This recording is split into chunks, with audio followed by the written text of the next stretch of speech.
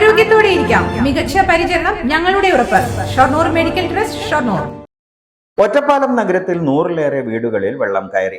ഭാരതപ്പുഴയും കൈവഴികളായ തോടുകളും നിറഞ്ഞൊഴുകിയതോടെയാണ് പ്രളയ സമാനമായ സ്ഥിതി രൂപപ്പെട്ടത്. കണ്ണിയമ്പുറം, ശാന്തിനഗർ, ഈസ്റ്റ് ഒറ്റപ്പാലം, വടക്കേപ്പാത പ്രദേശങ്ങളിലാണ് വീടുകളിൽ വെള്ളം കയറിയത്. കുടുംബങ്ങൾ ഏറെയും ബന്ധുവീടുകളിലേക്ക് മാറി. ഒറ്റപ്പാലം NSS ട്രെയിനിംഗ് കോളേജിൽ ദുരിതാശ്വാസ ക്യാമ്പ് പ്രവർത്തനം തുടങ്ങി. ഭാരതപ്പുഴയും കണ്ണിയമ്പുറം, ഈസ്റ്റ് ഒറ്റപ്പാലം തോടുകളും കരകവിഞ്ഞതാണ് പ്രളയ സമാനമായ സാഹചര്യം സൃഷ്ടിച്ചത്. തോടുകൾ കരകവിഞ്ഞു. പനമണ്ണ പാലത്തിലും നെല്ലിക്കുറിശി കുതിരവഴി പാലത്തിലും വെള്ളം കയറി. മാന്നന്നൂർ ഉരുക്കുതടയണ പ്രദേശത്ത് പുഴ കരകവിഞ്ഞ് റെയിൽവേ സ്റ്റേഷൻ പ്ലാറ്റ്ഫോമിനടുത്തെത്തി.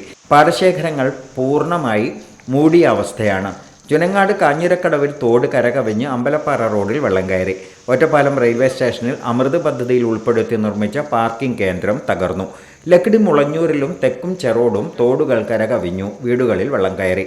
അമ്പലപ്പാറ, അനങ്ങനടി, വാണിയംകുളം, ലക്കിടിപ്പേരൂർ പഞ്ചായത്തുകളിലെ ഗ്രാമീണ റോഡുകളിൽ രൂക്ഷമായ വെള്ളക്കെട്ടാണ്. Chithara women's academy, SMP junction, Shoranur, opposite private bus stand, Pattambi.